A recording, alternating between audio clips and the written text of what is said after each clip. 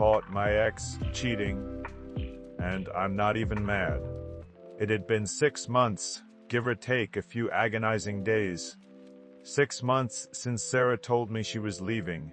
6 months since she'd packed her things and walked out the door, not with tears or anger, but with a quiet, almost clinical detachment. 6 months since she'd revealed the existence of Mark. I was doing okay. Okay-ish. Functioning, at least. Chloe, my best friend since college, had been my rock, dragging me out for beers, forcing me to watch terrible rom-coms, her choice, not mine, and generally reminding me that the world hadn't ended. David, my coworker, offered a different kind of support, mostly in the form of crude jokes and invitations to questionable karaoke nights. The worst part wasn't the loneliness, or even the heartbreak. It was the nagging feeling that I'd been played, that the Sarah I thought I knew, the sweet, caring, supportive Sarah, was a carefully constructed facade. So, when my boss strong-armed me into attending the annual industry networking event, my first instinct was to run screaming in the opposite direction. But Chloe, ever the voice of reason and, okay, maybe a little bit the voice of, get your ass back out there, convinced me it was a good idea. Fresh air, Liam. New faces. And who knows, maybe you'll meet someone, without a secret boyfriend. The event was exactly as I expected. A sea of suits, forced smiles, and the incessant clinking of champagne glasses. I grabbed a beer and tried to blend into the background, feeling like an awkward imposter in my slightly too tight blazer. And then I saw her. Sarah. Across the room, bathed in the warm glow of the chandelier, she was radiant. Her hair was pulled back in a sleek ponytail, and she wore a dress that probably cost more than my rent. She was laughing, her head thrown back, her eyes sparkling. And next to her, of course, was Mark. He was everything I wasn't: tall, impeccably dressed, with a kind of jawline that probably launched 1,000 ships. He looked like he belonged on the cover of a magazine, while I felt like I belonged in the janitor's closet. A familiar pang shot through my chest, a dull ache that I thought I'd managed to bury. But it was different this time. It wasn't the sharp, stabbing pain of betrayal, but something softer, more like a dull throb of disappointment. I tried to avoid them, weaving through the crowd, making a beeline for the buffet table. Free food was always a good distraction. But it was no use. The universe, or some cruel twist of fate, seemed determined to keep me in their orbit. I overheard snippets of their conversation as I passed by. Sarah was talking about her passion project, a charity initiative I'd never heard her mention when we were together. Mark was nodding approvingly, his eyes fixed on her with an almost unsettling intensity. She was putting on a show, a polished, perfected performance for an audience of one. Later, I found myself cornered by Emily, Sarah's best friend. Emily had always been nice to me, but I'd never considered her a close friend. She was a gossip, plain and simple. But tonight, she seemed different, unsettled. Liam, hi. I didn't know you'd be here. She offered a nervous smile. Yeah, work thing, I mumbled, taking a sip of my beer. So, how are you doing? Really? She leaned closer, her voice dropping to a conspiratorial whisper. I shrugged. Surviving. How's everything with Sarah? Emily hesitated, her eyes darting around the room. It's complicated. Mark is a lot. A lot of what? I asked, intrigued. Sarah seems happy, but I don't know. Sometimes I think she's just trying too hard. Trying to prove something, maybe. She always needs validation, you know? She needs to feel like she's winning. Emily sighed. Sometimes I worry about her. I didn't say anything, but her words resonated with me. I'd always sensed that insecurity lurking beneath Sarah's charming exterior, but I dismissed it as just a quirk, a minor flaw in an otherwise perfect package. A little later, needing a break from the noise and the forced pleasantries, I headed to the bar for another beer. As I was waiting to be served, I saw Sarah leave the main party area. She was with a man. Not Mark. This man was younger, with messy hair and a mischievous grin. He wasn't wearing a suit. He looked like a struggling artist, or maybe a musician.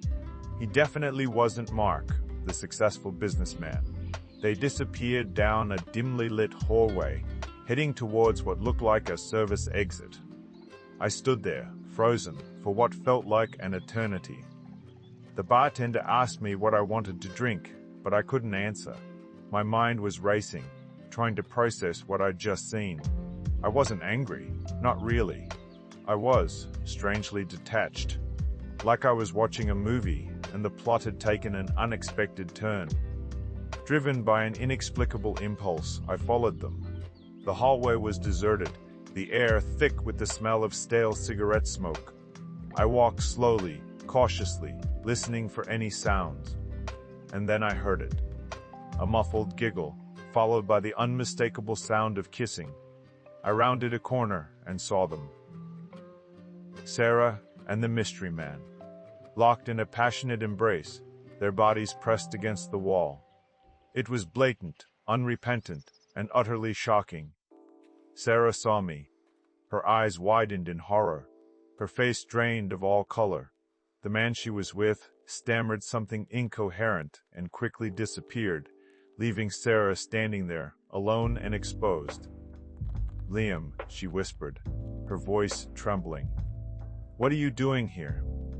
"I could ask you the same question," I said, surprised by the calmness in my own voice. She launched into a rambling explanation, a desperate attempt to justify her actions. She said it was a mistake, a moment of weakness, that she didn't mean anything by it. She said she loved Mark, that she was committed to him, that this was just a lapse in judgment. The tears started to flow. The carefully constructed facade began to crumble. I held up my hand, cutting her off. "Sarah, stop. Please." She looked at me, her eyes pleading. "Liam, please don't tell Mark. You have to understand, he'll kill me." I shook my head. "I'm not going to tell Mark. This isn't about him, or about me. It's about you. I said, that I finally understand. I understand why you did what you did. I understand why you left me. And I understand that none of it was ever about me. It was always about you." I paused, taking a deep breath. "I'm not angry, Sarah. I'm just disappointed. I thought I knew you. But I guess I was wrong." I turned and walked away, leaving her standing there in the hallway, alone with her secrets and her lies. The next morning, I felt lighter, as if a weight had been lifted from my shoulders.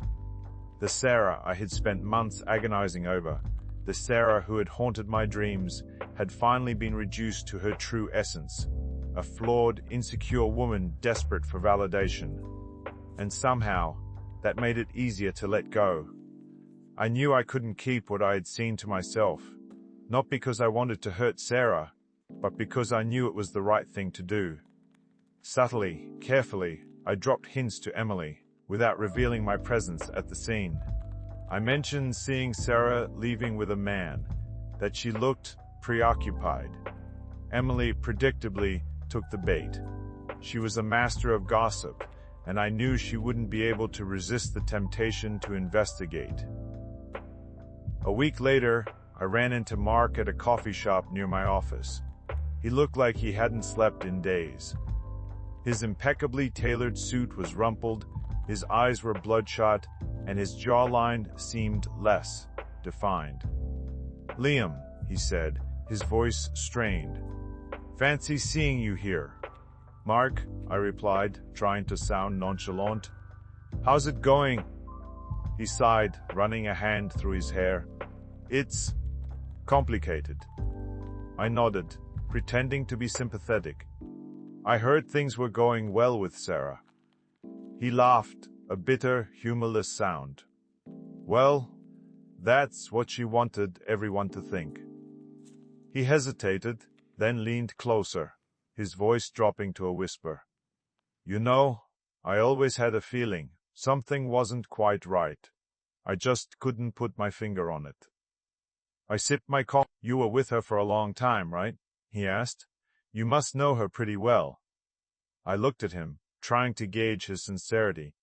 He seemed genuinely lost, confused, and betrayed. I thought I did, I said, but people change. He stared at me, his eyes searching for something. Do you have any advice? He asked, his voice barely audible. Anything at all? I thought for a moment, then said, Trust your instincts. He nodded slowly, his eyes fixed on the bottom of his coffee cup. Trust my instincts, he repeated. Yeah, maybe I should have done that a long time ago. Weeks turned into months. I focused on my work, spent time with Chloe, and started taking a pottery class, surprisingly therapeutic. I was still healing, still processing, but I was moving forward. One sunny afternoon, Chloe and I were sitting in the park, laughing about something stupid David had said. The sun was warm on my face, the air was filled with the sounds of children playing, and I felt a sense of peace I hadn't felt in a long time. Chloe turned to me, her eyes sparkling. You know, Liam, she said, you seem different, happier. I smiled. I am. I think I finally understand. I understand that Sarah wasn't the person I thought she was, and I understand that I deserve better. She reached out and took my hand, her touch warm and reassuring. You always did. I looked at her, really looked at her, for the first time in a long time. I saw the intelligence in her eyes, the kindness in her smile, the quiet strength that had always been there, supporting me, guiding me. Maybe, just maybe, I was finally ready to see what had been right in front of me all along.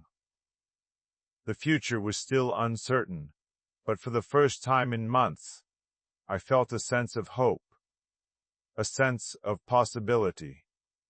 And maybe, just maybe, that was